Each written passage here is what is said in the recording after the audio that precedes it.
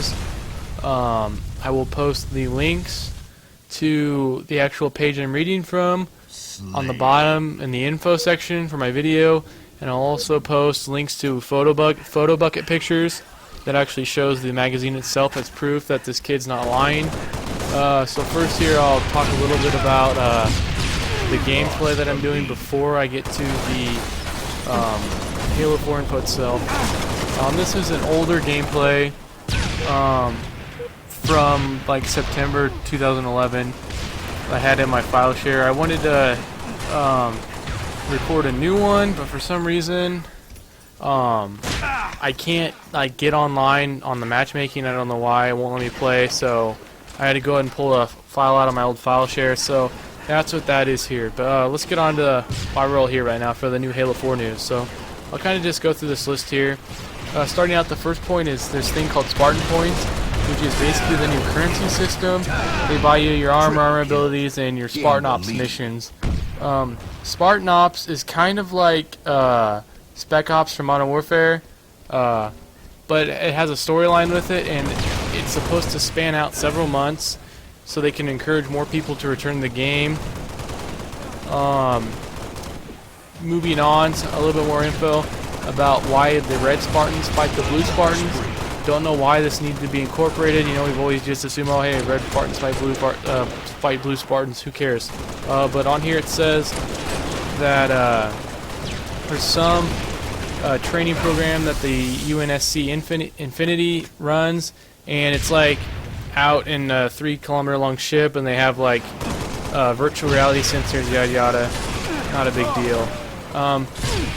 Sprint is now a standalone armor ability. Like, it's automatically, you'll have that every time no matter what. You can sprint pretty much like Call of Duty all the time, and then you can also have another armor ability, so you can have 2 armor abilities in Halo 4. And this is all just speculation. We don't know if any of this is actually true or not. Moving on is the new thing I probably hate the most. It's called Forerunner Vision, which is pretty much like X-ray vision, so you can like see through walls. I think this is absolute crap. This is just going to promote people camping and watching walls, and they can wait for someone to come around the corner. I don't like this new armor ability at all. Some of you Halo 2 Elite guys who miss playing as Elites, and Halo 3 who miss playing as Elites, you will not be able to play as Elites in multiplayer, so no more listening to the other and all that junk, so that's out of here. Didn't really talk about grenades in the article, but grenades are back with 4 different grenade types. Something that'll make even more people, upset is Firefight. It's probably not going to be in Halo 4, but the campaign is still 4-player co-op. But they have no plans to put in a dedicated Firefight mode. Regicide is a new game mode. If you want to know more about that, you can read about it.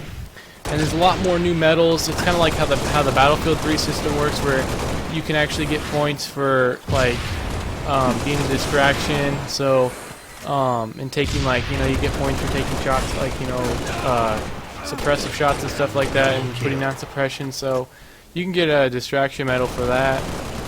And there's no more weapon camping, which is, you actually see me do a lot with the sniper rifle. I don't know if I like this. Drop pods will drop down random power weapons and other weapons in random spots on all the maps. So, I mean, some noob kid who absolutely is terrible, and your team could be down and a freaking rocket launcher could drop right in front of him and he could waste every shot. So I don't know if I like that. Like I said, if you want to read more into detail, we'll post the links to this. And another thing is there's no more respawn delay. So immediately after you die, you can actually tap the X button and you can get right back in the action. Just because 343 wants to speed things up. So that's something new that they're doing, is there's no more respawn delay. So basically the example here is a skilled player out BRs/DMRs, whoever, an unskilled player. Now that unskilled player can immediately respawn and find you before your shields are even regenerated. Yeah, I don't know if I like that. It just seems like, if a guy is out there beasting up and he dies, he can respawn right away and just keep doing it. I mean, it's kind of nice when guys die and you're waiting for them to respawn. You have a little bit of time, gain map control and things like that. That looks like that's being gone.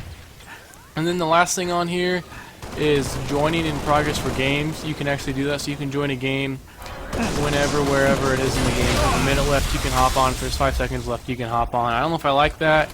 It's kind of annoying, you know, when you play COD, you join a game, there's 2 seconds left, your team's getting destroyed. Hey, that counts as a loss, so... yeah, I don't know if I like that, because you always know if people are getting destroyed, they're going to quit. You're not going to find anyone on a winning team that's going to quit, so you're always going to get stuck in a crappy situation if you join a game on progress, so... that's all the information on this page. Like I said, I'll post it so you can read through it in detail.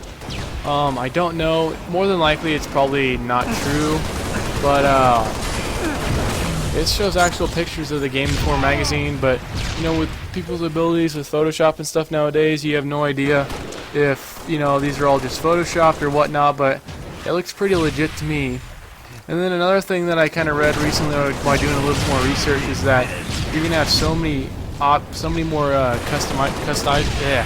customizable options, and I think that'd be pretty cool, like interchangeable scopes, of course, changing your armor and whatnot. But if you kind of look in the magazine, you can see a picture of like a DMR with like a weird looking scope on it, and you can see the picture of the VR too.